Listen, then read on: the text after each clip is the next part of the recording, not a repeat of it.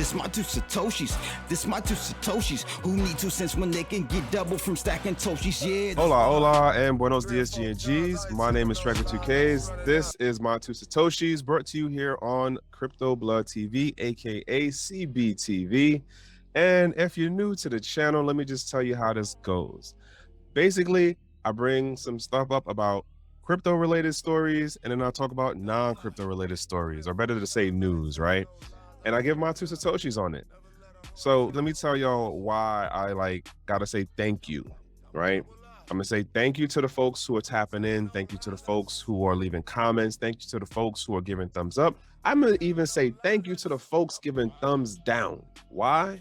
Because at the end of the day, when we look at the numbers, we see that the viewer counts is happening, okay? I'm gonna give a special thanks to the lurkers out there. Why? Because y'all are still coming back and watching. Because again, we see the numbers, right? We see the numbers, y'all. Also, for the scammers, I appreciate y'all. And you know why I appreciate y'all? Because y'all think my content is worth putting into your scamming algos to get people. If I wasn't doing the numbers on the view count, would y'all actually try to scam folks through this content? No. So I must be doing something, right? I appreciate nonetheless. Now, let's jump into these stories right here. All right. So this first one, let me say condolences to the folks that are connected in this situation. If anybody from Denmark happens to see this. Here's what got me, though. This literally happened at the beginning of the month. We had our July 4th situation. Copenhagen, Denmark had their holiday related, because it was around their festive season or festive weekend or something like that. They have a, ironically enough, around the same age shooter, young person. And not the irony, but the way that this is going is that they try to reach out to a mental health clinic place that happened to change their hours because it was the holidays or something, and they were changing, and they're a voluntary basis thing.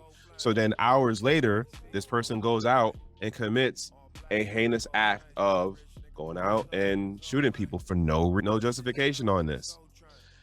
And here's what gets me and why I'm bringing this story up to y'all. I'm getting close on this. One is the way that the story was reported. You don't know the dude's name. You only know that his age. You have the little understanding that he had some mental health wellness issues. That's it. They took him into custody. He got arraigned at this point by the time you see this. And I think he's in the psychiatric prison setup. Compared to how our story went in the States, you knew what dude had when he was 5 years old as a Halloween costume. You seen pictures of all the different hairstyles. You knew who his 3rd grade teacher was. They gave the whole breakdown on your man. And I just thought it was interesting in this comparison. And what I find also interesting is that Denmark is not known as a violent country. And in Copenhagen, not at all. It's a world-renowned city, y'all. And so if something like this happens, you would think there would have been more detailed coverage. I looked at a couple of different sites on this because I saw the RT story first because I was looking for something else. And then I was like, all right, well, let me see what everybody else saying. And it's just copy and paste information on just, it was a young male. He's this old. It is questioned that he did have some mental health issue. He had this and this on him. And as far as the weapon that he used or whatever, also interesting enough, the way that this is covered in the overseas storylines, there isn't a push or talk or flipping the agenda into, let's talk about gun control and blah, blah, blah. They have gun control over there. It's not a gun-ridden society. They have gun rights over there. The weapon that he used wasn't even his. It was the person who was a member of a gun club. So it was a legal gun, arguably, just not supposed to be in his possession, arguably. All right. Now, also, I'm gonna throw this out there. I don't want y'all to think I'm an anti-2A person. If you're outside of the States, 2A means Second Amendment. I'm not that type of person. I am definitely pro. I'm not gonna run down a rabbit hole on that one. But the point of why I bring this story up is just, one, it talks, the thing of mental health with this got me.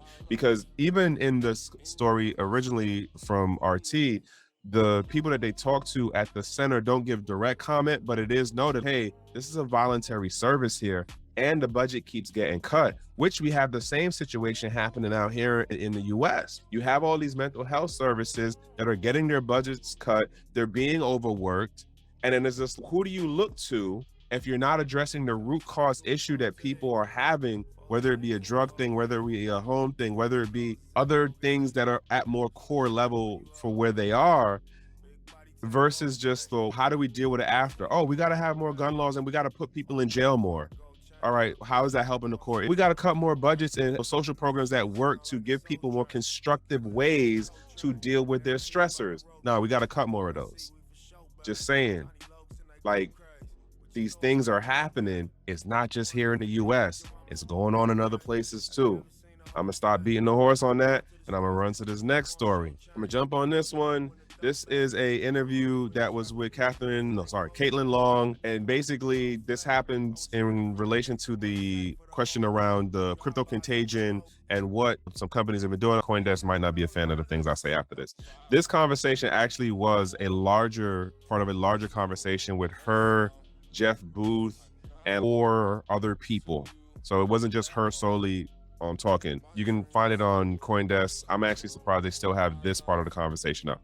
Point being is, she makes the point of, hey, we saw that if you do certain things in creating financial instruments, and she says this in another part of the interview that's not on this particular part, where it's like Bitcoin and leveraging don't mix.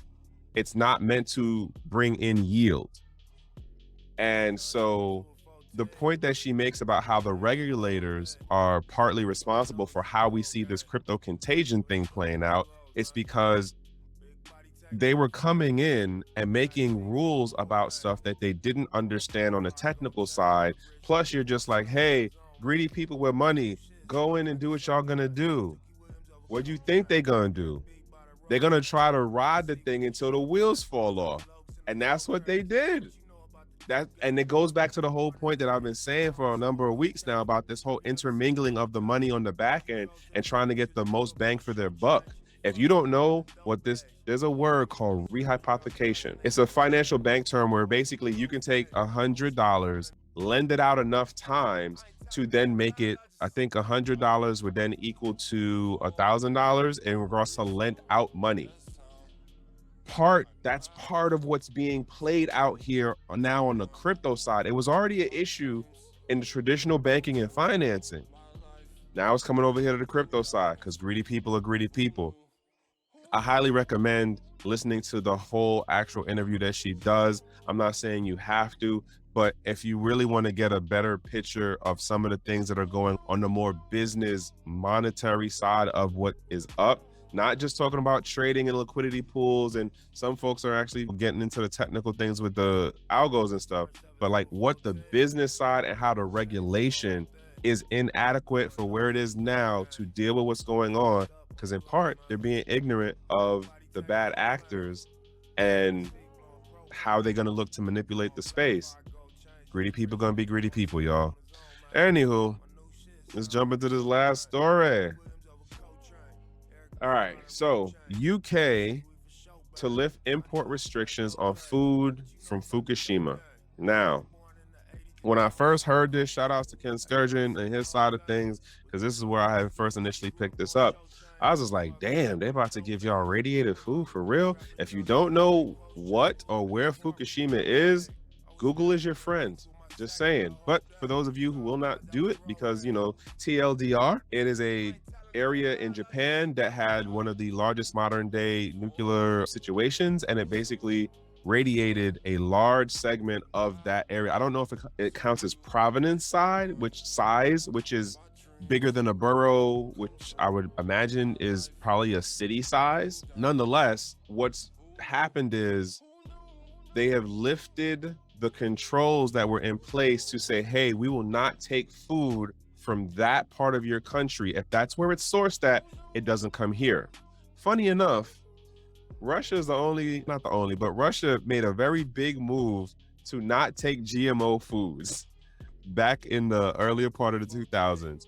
That is so hilarious, and seeing how this works around now. But anywho, my point to this is that we will look across the pond and be like, oh my God, I can't believe your government's doing that to you. Like, why would they give y'all food from areas like that? We got the FDA, y'all. And I also want to point out, we don't vote for the people who are in the FDA. However, we do vote for the people who are the ones who come up with the policies and regulations, like the bills and the laws that guide and govern how the FDA functions. We vote for those people. But nonetheless, we ain't voting the right way, arguably, because we still have things with the FDA regulates how much poison you're able to have in food that you consume. They have rules that work to mince the definition of what is natural, what is organic, and what is preservatives. Now, where is this connection going? The point of what I want to bring up is we can look and point fingers and be like, oh my God, I can't believe their government is doing that to them. Ironically enough, there's been no company as a food company or line that's like publicly acknowledging they're going to be taking the food. What the plan is, according to this article at least, is that the food sourced from there will be pushed through Japanese restaurants. Now, my question on that is, what Japanese restaurant is admitting that they got food from Fukushima or sourced their ingredients from Fukushima? I don't know, but if you're across the pond, demands them, y'all might want to look into this situation. The same thing over here. You got to ask these questions now. And even to that degree, what is that? Whole Food and Trader Joe's sells GMO food that be sitting right there in the organic section. So like, we can't really point fingers. That's all I'm gonna say. We can't point fingers. I'm gonna close this out on that one right there, man. Oh man. Listen, this is where we at, y'all. This is where we at. It's gonna be an interesting decade, right? Nonetheless, last thing being is I am Trek with 2Ks. This is My Two Satoshis, brought to you here on CBTV. And obviously by now you should know, because hopefully you watched the whole episode. All right, y'all. 1.